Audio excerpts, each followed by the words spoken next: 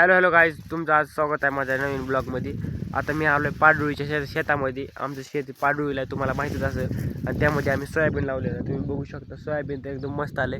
आज मला एवढं हिवाई लागले की तेव्हा सोयाबीन, तेव्हा पाऊस जेव्हा चालू होता तेव्हा सोयाबीन एकदम मस्त हिरवं गार होतं. पण आज त्याच्या आयला नुसतं ती पिवळं पडलं आहे. आणि सोयाबीन आहे का नाही, तुम्ही बघू शकता. काही नाही का नाही, याला तुम्हाला दाखवतो काही. आता ह्याला शेगा लागायला लागल्या आता, आणि असल्या टायमाला पाऊस नाही. मग आपण शेतकऱ्यांनी काय करायचं? मग विहिरीतलं पाणी, अगर बोर असेल बोर चालू करा, नाही विहीर चालू करा, विहिरीतलं पाणी चालू करा. आता आम्ही पण स्प्रिंकलर चालू करणार आहोत. आम्ही काही ते हातरलं सरळ. आता बघू आता चालू करून. आता तेवढं असं विहिरीमध्ये असं काय जास्त पाणी नसते. पण आता काय करावं, नैसर्गिक आपलं आपत्ती जी आहे, आपण त्याच्यावर आपण जीवित हवा जाते तर भागावं लागेल कसं तरी. मग आता काय, पाऊस तरी नाही गेलाय. तुम्ही बघू शकता नुसतं आबाळच आबाळ आहे. आबाळ असल्यामुळे पाऊस तरी नाही गेलाय. ऊन तर कसलं कडक आहे ऊन. आधी जेव्हा नव्हता पाऊसचा पाहिजे तेव्हा पाऊस आला, आणि जेव्हा पाऊस पाहिजे तेव्हा नाही यायला लागलाय. शेंगा लागायच्या टायमाला जर पाऊस आला असता तर शेंगा एकदम मस्त फुगली असतात. तुम्ही बघू शकता आपली समजत पहिलीची पेर आहे ना, तर बघा का ही शेंगा बघा कशा आहेत.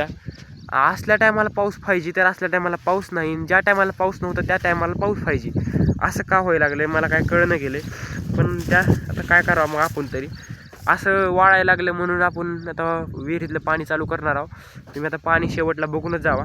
आणि आता ही वरलं एक तुकडा ही तर आपण भिजवू. तिकडे एक आहे तो खाली एक, हे पण आपण भिजवून टाकू. पण तिकडे एक तुकडा आहे का ती व्हायला पलीकडलं, ती भिजवायला येत नाही. मग ती जरा लांब आहे, त्यासाठी जरा पैपती आणावं लागतील, मग जास्तच खर्च वाटतं. बघू आपण काय होईल ते आपण करू. पण आपलं ही धान जी आहे ती आपण ह्याला जाऊ द्यायचं नाही हातातून. आपल्या तोंडातला घास आलेला आपण जाऊ द्यायचा नाही. आपल्या तोंडातला घास आलेला आपण कसं जाऊ द्यायचा? आता तुम्हाला आता माहीतच असेल, तुम्ही शेतकरी आहो म्हणून. अहो इथं पण चांगलं असं हिरवंगार दिसत होतं. कसलं दिसायलं तुम्ही लक्ष करा, कसं दिसायलं बघा. तेव्हा मागं व्हिडिओ टाकला होता मी, ब्लॉग काल परदेशी टाकला, ती कसा होता ना आजचा बघा कसा आहे.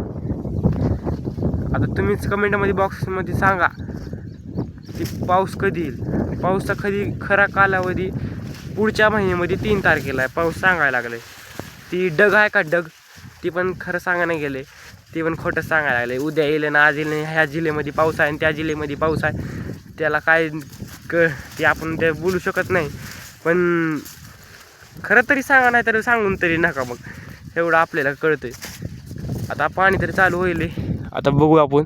अहो ती वरी पुस्तक तुम्हाला दिसत असेल, हात जरा वरी करतो, तिथवर तुट्या आहेत. इथून असं तिथवर तुट्या आहेत. पाईपात माती भीती गेली असेल म्हणून आपण टोपण उघडं ठेवलंय आणि बाहेरला वरी पाठवले पाणी चालू करण्यासाठी. इथं आता तुम्ही बघू शकता आता टोपण हो काही हातात. आता इथून असं ही पाणी आलं, पाणी सगळं कचरा बिचरा माती बिती समजा येते बाहेर. मग आता ते बाहेर आलं की पण आपण टोपण लावायचं. टोपण लावलं की मस्तपैकी पुन्हा फासफूस चालू होते. मग पुन्हा पाणी तुम्ही बघूनच जावं आता पाणी कसं चालू आता होते ते.